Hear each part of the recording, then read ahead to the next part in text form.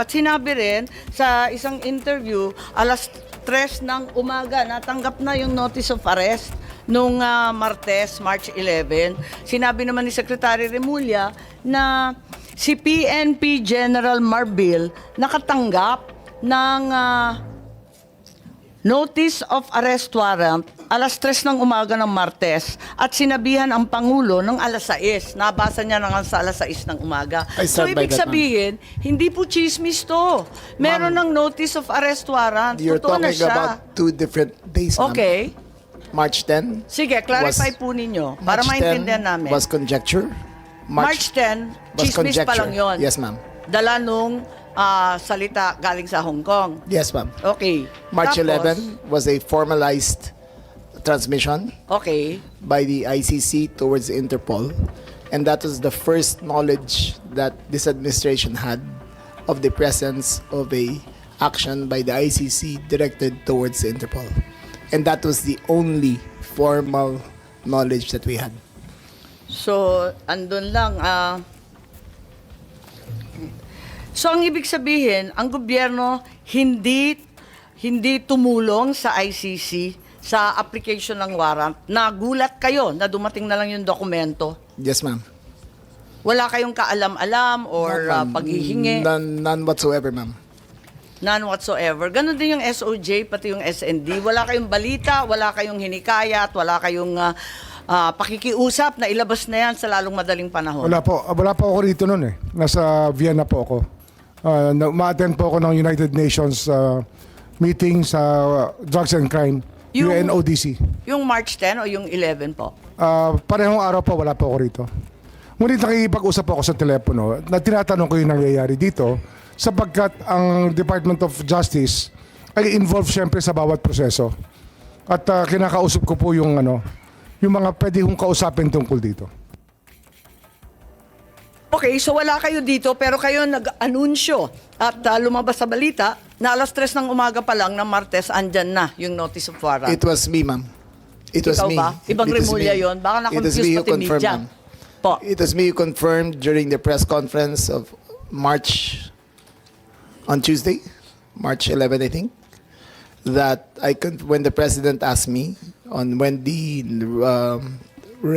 notice of diffusion arrived, and I stated it was 3 a.m. Salamat. Okay, si General Marbil, may idadagdag po kayo. Kayo daw ang nakatanggap eh.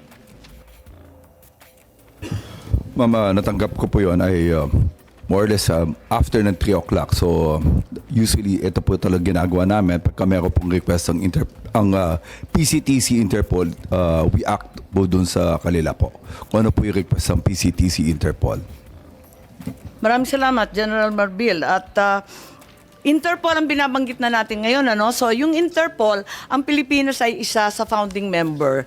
Isa tayo sa nanguna sa pagtatatag ng Interpol noong 1952. Interpol's purpose is to facilitate cooperation and assist member nations. So crime information, sharing, investigative support, specialized training, transnational crimes in particular are the focus of this agency. And this comprise terrorism, cybercrime, organized crime, financial crime, and anti-corruption. And to ensure that it is not used for persecution, in its constitution, the Interpol has Article 3, providing that it's strictly forbidden for the organization to undertake any intervention or activities of a political, military, religious or racial character. So maliwanag yan sa Interpol, hindi sila manghihimasok sa politika at sa domestic affairs ng isang bansa.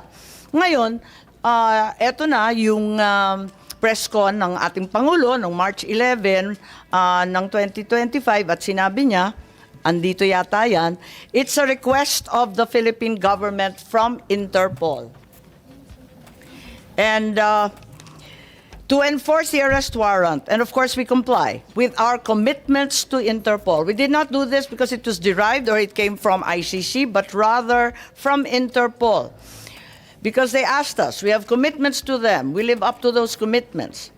I don't think we violated the country's sovereignty. Bakit naman? Dahil consistent naman tayo, hindi tayo tumutulong sa investigasyon ng ICC. Wala tayong meron contact, pero not on an official level. We did not help them in any way. The arrest we did today was in compliance. Ayan, mabasa ninyo. Was in compliance with the commitment to Interpol at hindi yung ICC. Hindi natin kinakausap ang ICC, marami silang hinihingi sa atin ng mga dokumento, wala kaming binibigay. Yun lamang, hindi natin mahindian ang Interpol. So kung may duda sa ating pakikibahagi sa ICC, ang sinasabi ng Pangulo, ang ating commitment, obligasyon sa Interpol ay maliwanag at walang duda. So, ang sinasabi natin, kailan ba natanggap ng gobyerno na yung ICC naglabas na ng warrant of arrest laban kay Presidente PRRD? At alas 3 nga ng umaga. Yun ang pagkakaalam kong yun. So, hindi, March 11. no inkling before, may marites lang. Sabi Marites lang po. Marami hong, ilang taon na po yung sinasabi na may lalabas na warrant of arrest. Ngunit ngayon lang ho talaga lumabas. March 11, alas 3 ng umaga. So hanggang sa March 11 ng alas 3, na tulad ng sinabi ni General Marbil, natanggap ninyo nung umaga, ay wala kayo ka-idea. The only information we got was the words of the former president in Hong Kong. Sa Hong Kong, Sa Hong Kong, ma'am. na andyan na. Yes, ma'am. Siya pang nauna, hindi kayo. Yes, ma'am. Nakakatuwa, no? Anyway, hindi ba March 8 pa lamang, marami na ring chismis na magkakaroon ng arrest warrant. In fact, the following day, mismo yung palasyo, Malacanang, sinabi na may mga haka-haka na ganun nga, lalabas na, and the government is prepared for any eventuality. Bakit nasabi yun kung wala pang hawak na notice or kopya? March 8 pa lang to, nagsalita na yung Malacanang. Ma'am, Ibig sabihin, andun na. Ma'am, the government is prepared for any eventuality at all times. That is the nature of our job. We will always be prepared. We will always be on hand to enforce any of these laws, ma'am. So it does not mean na yung executive o yung palasyo may nalalaman tungkol sa warrant Ma'am, of arrest. no one knew, ma'am. Walang may Again, alam. I repeat, ma'am, as of March categorically, no one knew until 3 o'clock of March 11. 3 a.m. Yes, ma'am. Sa umaga. Nung March 9, ang ating USEC sa PCO sabi, if Interpol hihingi ng assistance galing sa gobyerno, tutulungan. So why was Interpol already being mentioned and being bandied about as early as March 8, March 9, kahit wala pang notice, wala pang red notice, wala miski ano? Ma'am, maybe in context, sabi ko nga, marami ho naging pagkakataon na tumulong po Interpol sa atin, kaya hindi natin nalilimutan. Isang example po dyan ay yung paghuli po kay Alice Go sa Indonesia, at marami pa ho yung mga ibang pagkakataon na tumulong po Interpol sa atin.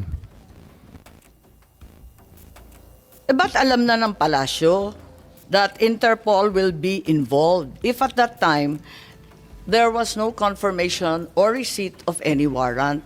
Bakit nagsasalita na ang palasyo, nagsasalita na yung PCO, sinasabi na huwag kayo mag-alala, handa tayo sa anumang mangyari.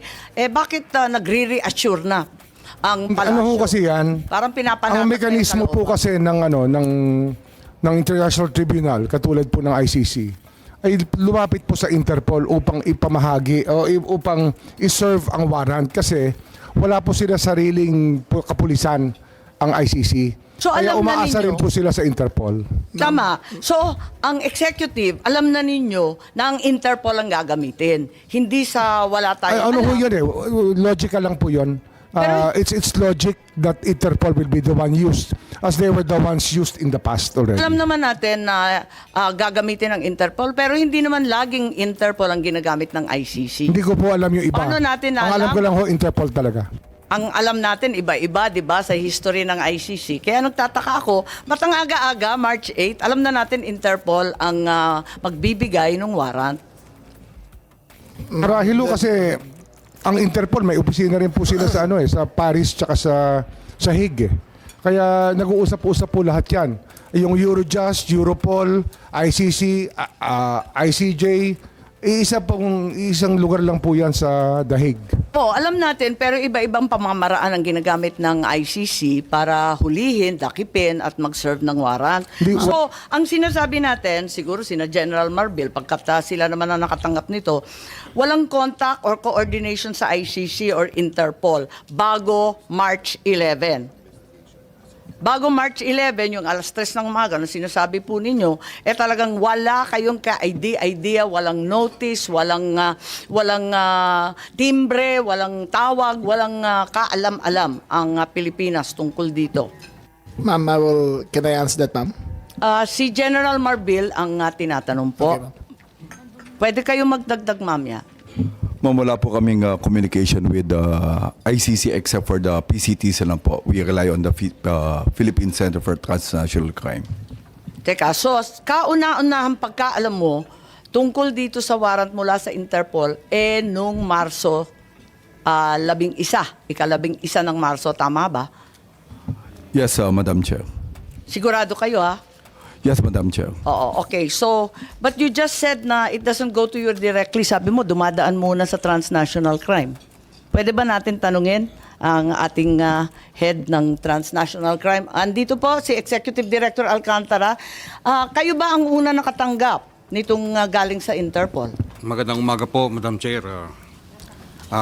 Tama po yun. Ang NCB Manila ang tumanggap po at 3 o'clock in the morning nung diffusion na sinasabi na may warrant of arrest na po ang ating dating Pangulo at yun po ang ginamit namin, pinan-out namin. Tapos pinadala ninyo kaagad sa kapulisan? Law enforcement agencies po ang mga pinadala natin, ang National Bureau of Investigation, ang Philippine National Police, ang Bureau of Immigration at pinadalang ko rin po ang Department of Justice. Okay. Maraming salamat. At may dadagdag yata si Secretary John Vic. Ayun na guys. Good morning once again. Yeah, we are now live. We are watching the hearing, Senate hearing regarding the arrest of PRRD. Wait lang guys. Saglit lang guys ha. Ayun. Good morning once again guys. Thank you so much for watching and I hope everybody's okay. Wait lang guys, set up ko lang yung ano ko ha. Saglit lang. Ayan. Window. Okay. Wait lang guys, saglit lang. Alright. So, ayan. Let's watch this guys. Wala na, ma'am. Wala na, ma'am. Okay. At was a red notice, itong tinatawag na red notice, iyon ba ang pinadala ng Interpol, Executive Director Alcantara? Kasi ang binanggit mo ngayon, diffusion. Ang dumating Kasi- po sa atin Oh. ay isang diffusion, isang commonly tinatawag na red diffusion. Teka, ang pagkaalam ko, iba ang notice at iba ang diffusion. Iklaro po ninyo. Ano Ayan na.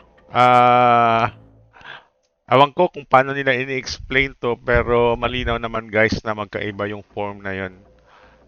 Notice at saka diffusion. na natanggap? Papaliwanag ko po. Ipapaliwanag ko po. Ang red notice po ay Yun pala, red notice. Red notice kasi guys, yun yung parang final talaga or parang official na warrant of arrest. Yun yung dapat na iserve kay PRRD pero walang red notice guys na nangyari. Parang, tama ba? Parang diffusion lang yung, sige nga, pakinggan natin ulit. a request for international police cooperation that has been applied for by a member country or entity that are distributed to every member of the organization. Opo, alam natin yon. Okay Pero po. ang sabi kanina, red notice ang natanggap. Ngayon ang sinasabi mo, hindi red notice, kundi diffusion lamang. Tama po. Alin ba talaga? Diffusion po. Walang red notice. Nagkakaroon po ang general public or everybody ng Pero alam natin confusion. na hindi magkapareho yun. It's equivalent po to a red notice. Hindi po. Ang red, Mas alam ninyo ito sa akin. Opo, Ang opo. diffusion po, hindi red notice. Tignan lang natin ang hindi nga po. website. Ang diffusion po is a request for international police cooperation that is coming from an entity or another member country that is directed to another member country or Tama, several oo. countries. Yung po Yeah. pagkakaiba. Sa member to member, Opo. it's an unverified report requesting for Member to member, hindi naman tayo member ng ICC, di ba guys? Tapos sabi naman ni Remulla kanina is only applicable to individual daw, not to a nation. Ayun. information, humihingi lang, nakikipakilang sa kapwa member na kung maaari, tulungan ninyo kami. Pero hindi siya verified, hindi siya dumadaan sa kanilang commissioner, hindi siya pinopost sa website katulad ng red notice. But Tama po ba? It went through the Yes. police of the organization's police database. Pumasok din po 'yon sa database. Pumasok sa database for unverified. Maliwanag Oo. siya, di ba? Papaliwanag Di ba po ganon? na- So, hindi po red notice ang natanggap. Tama? Diffusion po. Red Diffusion. And more technical po, it's a wanted person diffusion. Tama. More technical. So, walang red notice. Kapag walang pag-diffusion lang, ang pagkaintindi natin, humingi lang ng impormasyon, di ba? Hindi po. Meron po tinatawag na red diffusion, blue diffusion. Oo, maraming kulay yun eh. Yung sinasabi po niyo na humihingi lang ng impormasyon is blue diffusion. Okay, Information. may kulay ba ito? Yung pinadala sa it- atin, anong kulay ng diffusion? Ito po ay wanted person diffusion. So, walang red notice. Hindi po siya red notice. Nakatanggap pa wanted. tayo ng red notice at any point? Itong pong wanted person diffusion na to, pagpasok po sa Interpol sa Leon, pa-process po ng notices and diffusion. Opo, alam po natin Okay. yon. Alam natin yung procedure. Ang kasunod po Madalas nun- na natin ginawa yan eh. Kasunod po nun, Oh, wait guys. So, wait. Skip lang natin guys. Wait guys ha. Skip ko lang to dahil live tayo. Okay. Skip ko lang guys. Saglit lang. Window. Ayan.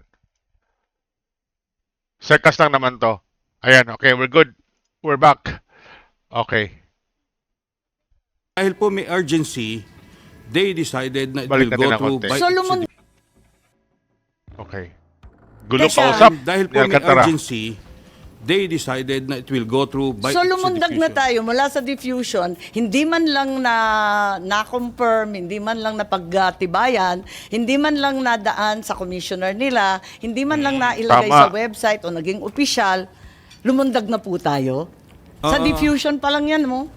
Hindi, kasi inaamin ninyo, wala namang red notice kailanman. It is our job to find it out immediately, disseminate immediately, because the nature of the diffusion is... Bakit si Congressman Arnie Teves may red notice na, hindi pa natin nagagawa ng paraan? hindi ko po masagot. Ma'am, yung kay Arnie Terves ho, kaya ho siya nahuli sa East Timor ay dahil sa red notice. Yun ho ang Yes. dahilan. Oo, klaro po yun, yung red notice. Kaya nga, ang pagkaintindi namin, red notice din ang sinasabi. Ngayon, lumalabas na wala kailanman na lumabas na red notice mula sa Yun ang Interpol, difference, kundi guys. diffusion lamang. Baka dahil ho sa panahon, kasi mabilis po ang pagganap ng lahat, yung mga pangyayari. Mabilis po nangyayari. Kaya, Bilis talaga nun. marahil, sa ordinaryong pagkakataon, nandyan po ang red notice. Dito, wala akong pagkakataon marahil. Madam Chair, gusto So, ko... ibig sabihin, ang katotohanan, walang red notice. Mag-ingat po kayo, you're under oath, makukontempt po tayo. Dahil pagbibigyan natin, kasi sabi, red notice, yung pala, hindi red notice, nasa diffusion na po. There was no red notice and what was issued was merely a diffusion. Pakita po natin, may pagkakaiba yan, matindi. So, itong diffusion, hindi yan pinagtitibay ng Interpol Secretariat. Hindi Patay. dumaan sa commissioner. Tama po ba? Meron pong disclaimer to say that it did not go to a review of the notices and task force diffusion. So, may So, disclaimer. Pero, nag-mobilize ang pamahalaan ng libo-libo, 7,000 ang pinagmalaki na kapulisan para sa isang request for information ng Interpol na unverified. Pinahihingi lang. Walang sinasabing nagmamadali. Pero lahat ng government resources pinaandar na dahil sa simpleng request sa kapwa membro. Tama po? Ang iko-correct ko po ay hindi information ang hinihingi po. It is a wanted person notice, diffusion notice. Diffusion. Hindi po siya Diffusion notice. wanted person po ang nandoon. Okay, pakita natin. Medyo maliit ang letra, pero basahin natin. Pwede bang palakihin para mabasa na maigi pa? Okay. So, maliwanag, tama po na dumating ng 3:04 ba to? Correct po. Tama. Ng umaga, Arian. Ang liwanag. 3:04. Tapos, Wait guys, basahin nga natin. Subject diffusion request Duterte Rodrigo Roa. Okay, wanted. Nakalagay guys, wanted. The General Secretariat has not conducted a compliance review of the diffusion. If you identify any doubts on compliance with the Interpol's rules, please inform NDTF. Okay. From International Criminal Court, Manila, Philippines. Importance high. Okay. Duterte Rodrigo Roa, wanted in CB message reference. Okay. File number. Please arrest the subject of this diffusion.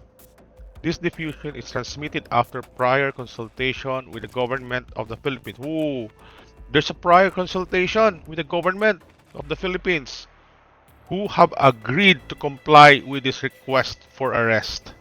This diffusion relates to the international warrant arrest, okay, which has also been formally transmitted to the government of the Philippines. Status wanted, purpose arrest. Oh my gulay. Okay? So talagang may arrest, okay?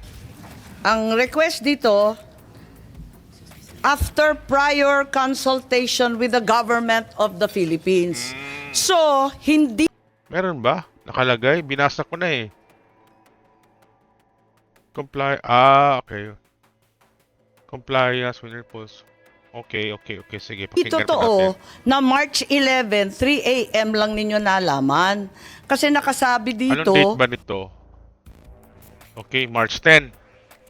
10/3/2025. So March 10, okay? sa page 1, after prior consultation with the government of the Philippines who have agreed to comply with this request. Ibig sabihin, ang pamahalaan ay nakausap na, una, ikalawa, sumang-ayon na. So, ibig sabihin, ito formal transmittal lang. Walang sinasabi dito na biglaan ito. Kaya nga, March 10 pa lang 7,000 ng pulis na ang minobilize eh. Bakit sinasabing ganito? Yung sinasabi po nyo na... Hindi, binabasa ko lang to eh. Opo. Ang matatanong po natin dyan ay yung nagpadala po nung... yung nag-apply po, ICC. Sila po naglagay niyan eh. Hindi po tayo. Ibig ko nagsisinungaling ang Interpol? Hindi po Interpol ang nagsisinungaling. Yung gumawa Pero po- ang Interpol ang sinasabi ninyo eh. Sabi nila dito eh, itong diffusion ng Interpol, pagkatapos ng konsultahan sa pamahalaan. Tapos sinasabi pa rito na hugas kamay ang Interpol at hindi pa sila gumagawa ng compliance review. Hindi pa nila naimbestigahan, hindi pa nila napapatunayan itong diffusion. At kung may duda, sabihan na lang sila kasi hindi pa daw nila naaasikaso to. Yan yung sinusunod nilang format, ma'am.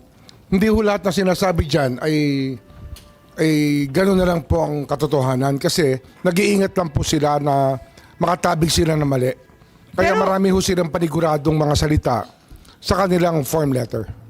Form letter po yan eh. Sasabihin nila na Nagaya ho meron niya, nung sinabi na meron silang konsultasyon, pagkatapos pero makipag-ugnay sa gobyerno ng Republika ng Pilipinas, ang palaisipan ko po, sino ang kausap dito? Dahil hindi naman po kami ang kausap. sinasabi ninyo, palusot lang to, hindi to totoo. Hindi po, yung Paano form tayo letter. maniniwala sa Interpol Yun nito? po yung kanilang form letter. Kaya, kung ako, hindi ko ho alam talaga kung sinong kausap. Pero may sinasabi po dyan na meron silang kausap. Pero Okay. ako, wala akong kaalaman. Baka alam ng kapulisan, sino ho ang kausap, baka alam ni Secretary Anyo. Ang liwa-liwanag dito, hindi naman ako nagchichismis o naghahaka-haka. Ang liwanag eh. nakausap na daw yung gobyerno at sumang-ayon na daw ang gobyerno na arestuhin. Paano ba to? At ito daw ay formal transmittal lamang. Ibig sabihin, nauna yun. Andyan yan, liwanag oh. Anybody wish to comment? Secretary Anyo, please. General Marbil. Bakit may prior consultation and assent? Bakit sumang-ayon ng mas maaga? Well, Madam Chair, I'm not aware of any coordination of that, and I only learned of this diffusion and warrant of arrest in the morning of March 11. So, yun lang So po. lahat kayo, March 11, 3 a.m. O 3:04. Ito yata dito. Tama naman yun. Pero, Executive Director Alcantara, Opo. form letter ba to? Medyo specific to prior consultations with the government of the Philippines. Hindi siya form letter I cannot Nakakita na rin confirm kami. or deny, Nakakita but, na rin kami ng ganito it looks like a form letter. form letter. No, it Hope looks agreed like- to comply. Oo. Form It's letter lang pala yan. it's a genuine letter from the Interpol that came from the Interpol Oo, tama. system. Verified naman to. Opo. Kaso nga lang, unang-una, diffusion lang siya. No such thing as red notice was ever received. Ma'am, Sabi mo, dahil sa kailangan i-expedite. Ikalawa, tinatanggi ninyo na merong prior consultation dito at saka acquiescence or agreement. Hindi ko po masagot yung prior consultation. Ang masasagot Wala, ko po... nandito lang. Oo. Ba't nila isusulat yan kung di totoo? Okay, basahin pa rin natin. Andito tayo, no? Ayan, si Senator Cayetano, maraming nakikita yata Tapos sa page 2, no? Gusto ko lang matignan to, no? Kasi ang liwanag po nito Ang sabi dito, basahin po natin yung page 2, ano? Ayan. The ICC has been mandated to investigate crimes against humanity. Pakitignan na lang po ang sumunod. Sige, itaas pa po yan. Indirect co-perpetrator. So, ibig sabihin, hindi siya principal, indirect pa. Parang ganun po yung understanding. Sino yung direct?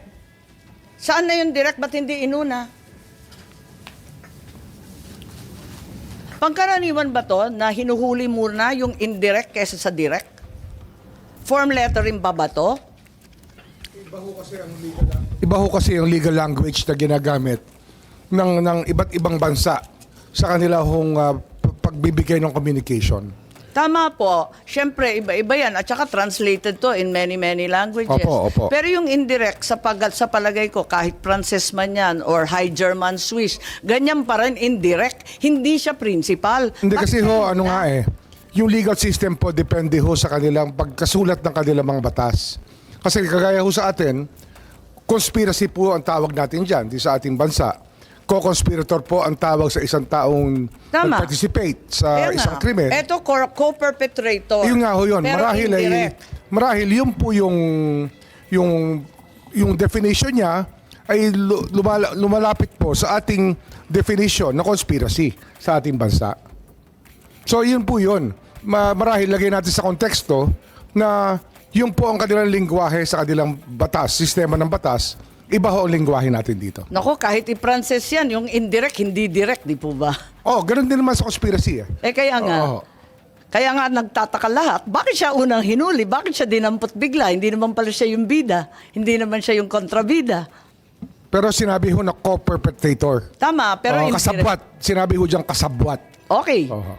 Ngayon, tignan natin. Action to be taken. Locate and arrest with a view to extradition. Assurances are given extradition will be sought upon arrest of the person in conformity with national laws or the applicable bilateral and multilateral treaties. Ibig sabihin, hindi yung kidnapping or yung Hindi extraordinary po kidnapping. Wala ho rendition. nangyaring kidnapping, ma'am. Pero may extradition, bakit Hindi, meron ho in-extradite? dalawang option yan Ang haba ng Ang proseso. international humanitarian law gives us two options. Walang nakasulat There are two dito. options under international humanitarian law.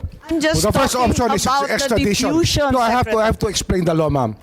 The international humanitarian law gives us two options: extradition or surrender. And we chose the surrender path, ma'am. not extradition. So despite the myriad and Moments Oh, like wait, these guys. are best. Ayun. So, ganun na nga nangyari, guys.